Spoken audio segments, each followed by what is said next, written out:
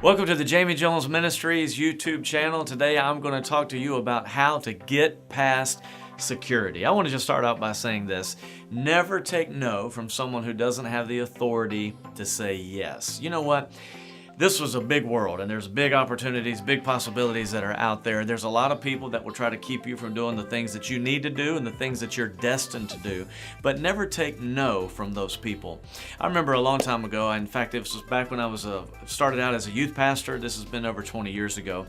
I took a group of teenagers, and we were flying over to the Bahamas. Now, back at that time, you didn't need a passport. All you needed was a birth certificate. But there were some changes that were being made actually right then at the time that we took that trip that I was unaware of. And so I get down to the airport with a whole group of teenagers. We're ready to go to the Bahamas. When I get ready to give my information to the person taking the tickets and the flights and all this, they wanted passports. I didn't have passports. I had birth certificates. Well, they said, you're not going to be able to fly. You don't have the proper stuff. You don't have your passport. You don't have everything that you need to do. You don't have your travel documents in order. Well, man, I could have very easily said, you know what?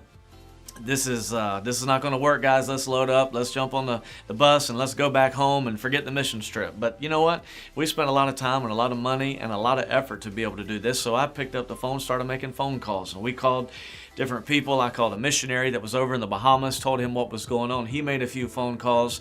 The next thing you know, believe it or not, there was a specific person who worked in customs and immigration.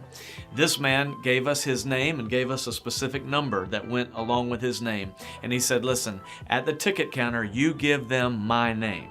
Well, I thought it was a joke, but I go back to the ticket counter and said, listen, I'm back. Here's the deal.